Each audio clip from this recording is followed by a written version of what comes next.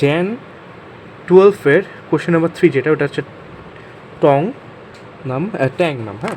Tang manufacturing has two production department, দুইটা production department আছে। Production department এখানে আমি বলি দুইটা জিনিস আছে, একটা প্রোডাকশন ডিপার্টমেন্ট আর একটা হচ্ছে সার্ভিস ডিপার্টমেন্ট, ঠিক আছে। মেইন জিনিসটা ওটা হলো প্রোডাকশন ডিপার্টমেন্ট আর সার্ভিসিং ডিপার্টমেন্ট।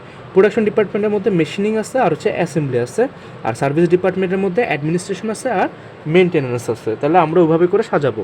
ফার্স্টে প্রোডাকশন ডিপার্টমেন্ট লিখবো, তারপর সাব হেডিং দিব মেশিনিং আর হচ্ছে অ্যাসেম্বলি, তারপর সার্ভিস ডিপার্টমেন্ট, অ্যাডমিনিস্ট্রেশন, তারপর মেনটেন্যান্স, ঠিক আছে। তারপরে একদম প্রথমে লিখবো আমরা অ্যালোকেটেড কস্ট। অ্যালোকেটেড কস্ট হচ্ছে যেগুলো তোমাকে ডিরেক্টলি কস্ট দিয়ে দেয়। দেখো তো এমন কোনো জায়গায় আছে নাকি যেখানে দেখি কি লিখছে, budgeted overhead have been allocated মানে তোমার এখানে আর কোনো পার্সেন্টেজে খেলা করতে হবে না, জাস্ট তুমি লিখে দিবা মেশিনিংয়ে 40,000 টাকা, হ্যাঁ। অ্যালোকেটেড কস্টের মধ্যে মেশিনিং 40,000, অ্যাসেম্বলি 50,000, তারপরে অ্যাডমিনিস্ট্রেশন 15,000 আর মেনটেন্যান্স হচ্ছে কত 10,000 টাকা। এখন তোমাকে বলছি কি the budgeted use of the total two service department has been estimated as follow. Okay, so the budgeted use of two service department, okay, the budgeted use of two service department has been estimated as follows. মানে তোমাকে প্রত্যেকটা জায়গারই বাজেটেরটা allocate করে দিছে যে কত percentage করে দিতে পারবা বা নিতে পারবা, ঠিক আছে। একটু পরে আমরা বুঝবো এটা কীভাবে করতে হবে আমাদেরকে। যেমন রিঅ্যাপোর্শনমেন্ট, আমরা এটাকে বলি রিঅ্যাপোর্শনমেন্ট করতেছি বিকজ নতুন করে এটা আমরা অ্যাপোর্শন করবো, হুইচ ইজ প্রথমত তোমাকে একটা জিনিস মাথায় রাখতে হবে, এটা হলো যে তোমার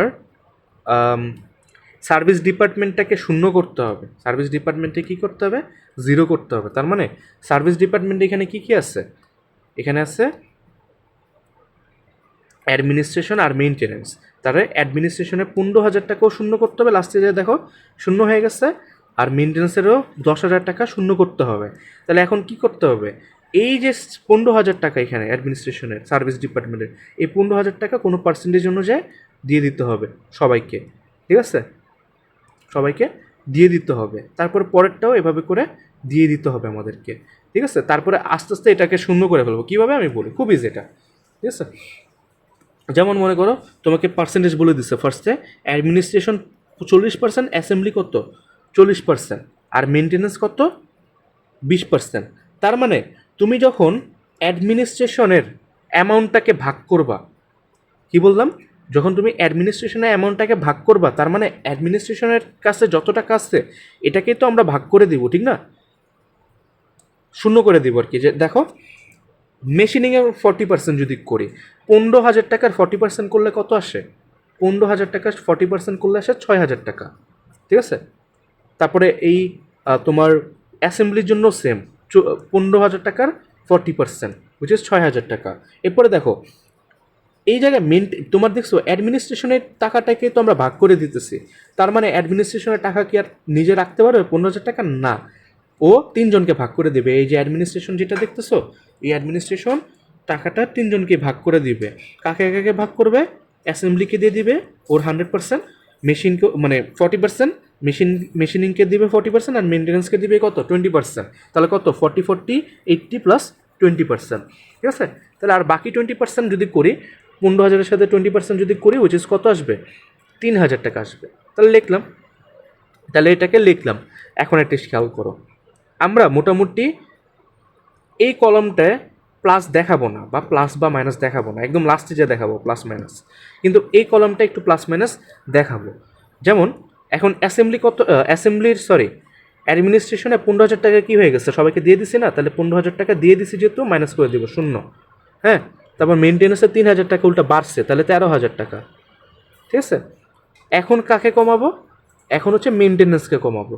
তার মানে এই যে দেখো 2 নম্বরটায় মেনটেন্যান্সটা দেখছো 60%, যখন আমরা মেনটেন্যান্সের টাকা পুরোটা নিব তখন মেশিনিং পাবে কত 60%, অ্যাসেম্বলি পাবে 25% ওই অ্যামাউন্টে, আর অ্যাডমিনিস্ট্রেশন পাবে ওটার 15%। তাহলে তোমার মেনটেন্যান্সে 13,000 টাকার 60% করলে কত আসে 7,800 টাকা। তারপর 13,000 টাকার 25% করলে আসে 3,250 টাকা, আর 13,000 টাকার 15% করলে অ্যাডমিনিস্ট্রেশনের জন্য উইচ ইজ 1950 টাকা। দেখো অ্যাডমিনিস্ট্রেশন শূন্য হয়ে গেছিলো, ঠিক আছে, আমরা এই একজনকে শূন্য করে একজনকে বাড়াই, একজনকে শূন্য করে একজনকে বাড়াই, এমন করতে করতে লাস্টে যে দুইটাই শূন্য হয়ে যাবে, এটাই আমরা করতেছি। তাহলে এখন এখানে কত টাকা আসবে? 1950 টাকা। আর মেনটেন্যান্সের 13,000 টাকা তো এখন চলে গেল আবার, তাহলে মেনটেন্যান্স এখন কত হয়ে যাবে? 0 টাকা। ঠিক আছে, আলটিমেটলি দেখো দুইটার অ্যামাউন্টটি কিন্তু কমে গেছে, এই সার্ভিসেরও কমে গেছে, সার্ভিসের মধ্যে অ্যাডমিনিস্ট্রেশনেরও কমে গেছে, আবার মেনটেন্যান্সেরও কমে গেছে। তাহলে 3 নম্বর পার্টে, এই যে 3 নম্বর পার্টে আবার আবার কী করবে? অ্যাডমিনিস্ট্রেশন নিয়ে কাজ করব। অ্যাডমিনিস্ট্রেশন 40, 20, এই যে তোমার 1950 টাকার 40% 780 টাকা, আবার 40% 780। আর অ্যাডমিনিস্ট্রেশন তো পাবে না, যেহেতু ওর থেকে টাকা নিচ্ছি আমরা, তাহলে মেনটেন্যান্স কত? 20%, তাহলে দিয়ে দিলাম। তাহলে অ্যাডমিনিস্ট্রেশনের পুরো টাকাই গেল গা 1950 টাকা, তাহলে শূন্য। তারপর মেনটেন্যান্স কত আসছে? 390 টাকা। ঠিক আছে, এখন মেনটেন্যান্সের উপরে টাকা নিয়ে নিব, সব যা যা আছে 390 টাকায় ভাগ করে নিব কত পার্সেন্টে? এই যে এখানে আবার 60%, অ্যাসেম্বলি 25%, আবার অ্যাডমিনিস্ট্রেশনে 15%। তাহলে এমনি 1950 না, সরি 390। এই 390-র তোমার 60% 234 টাকা। এরপরে এটার কত? 25% হচ্ছে 98 টাকা। এরপর 58, এরপর 390 টাকা আবার মাইনাস করে দিলাম, শেষ। ঠিক আছে, তারপর এটা কত আসে এমনি করে? তোমার এই জায়গায় 58 টাকা আসবে। সেম এমন করতে করতে একটা টাইমে দেখো 58-এ গেল। ঠিক আছে, আমাদেরকে একটা জিনিস মাথায় রাখতে হবে, কোনো জায়গায় পয়েন্ট করা যাবে না। পয়েন্টের জায়গায় মনে করো কোন জায়গায় জানো, দেখি আমার ক্যালকুলেটর বের করতে হবে।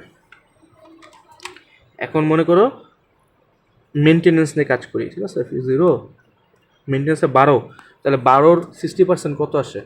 12 টাকার 60% আসছে 7.2। এই যে দেখো 12 টাকার 60% কত আসে? 7.2। এখানে 7.2 বসার কথা ছিল, বসায় নেই, 7 বসেছে। দেখো কী করি অ্যাকচুয়ালি। তারপর 12-এর 25% কত আসে? আসে হচ্ছে 3 টাকা, এটা কোনো সমস্যা নেই। আবার 12-র 15% আসে